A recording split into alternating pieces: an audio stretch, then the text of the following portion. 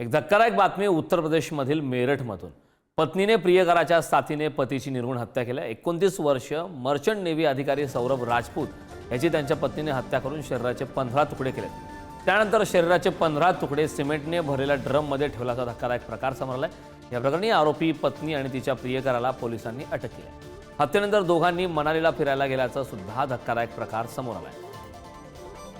संदर्भात ताजी अपडेट देण्यासाठी आपले प्रतिनिधी राजधानी दिल्लीमधून शिवाजी काळे आपल्यासोबत जोडलेत। मी शिवाजीकडे जाणार आहे। शिवाजी, उत्तर प्रदेशच्या मेरठमध्ये अतिशय धक्कादायक अशी घटना घडली आहे।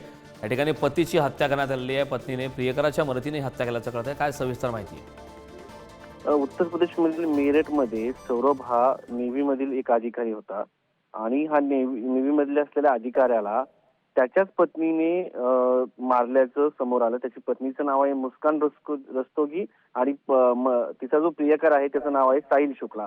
मात्र या साहिल शुक्लाने त्याची जी पत्नी आहे, त्याची जी प्रियकर आहे मुस्कानला व्यसनाची मोठ्या प्रमाणामध्ये सवय लावली होती। तिला ड्रग्ज देण्यात येत होते आणि या सगळ्यामध्ये तिला स्वतःच्या जाशामध्ये घेतलं आणि तिच्याच पतीचा जो आहे तो खून केला। आता खून इतक्या अत्यंत विकृत पद्धतीने करण्यात आलेला आहे, त्यामुळं अक्षरशः उत्तर प्रदेशमध्ये मोठे जे आहे चर्चा सुरू झालेल्या आहे आणि अलीकडच्या काळामध्ये अशा पद्धतीने विकृत पद्धतीने खून करण्याचे प्रकार जे वाढत आहेत, खास करून स्वतःच्या पत्नीने या सगळ्या याच्यामध्ये साथ दिल्यानं आश्चर्य व्यक्त केले जात आहे। या सगळ्या प्रकरणामध्ये जेव्हा माहिती सगळी पुढे आली, त्याच्यामध्ये हा जो प्रियकर होता, या प्रियकराने तिच्या नवऱ्याची हत्या केल्यानंतर सौरभ राजपूतची, तर साहिल शुक्ला आणि ते बाहेर मनालीला फिरायला देखील गेल्याचं धक्कादायक वास्तव समोर आलेलं आहे।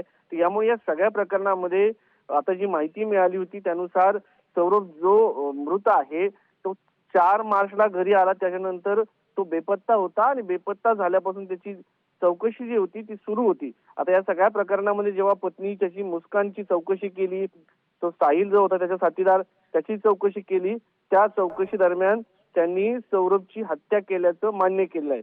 त्यामुळे या सगळ्या प्रकरणामध्ये धक्कादायक आहे की पत्नीने अशा पद्धतीने ड्रग्जचं व्यसन घेतल्यानं आपल्याच पतीला मारण्यात आलं आणि अलीकडच्या काळामध्ये व्यसनाधीन होऊन महिला कोणत्या नक्कीच पर्यंत नक्कीच शिवाजी, खूप खूप धन्यवाद या महत्त्वपूर्ण अशा माहितीसाठी।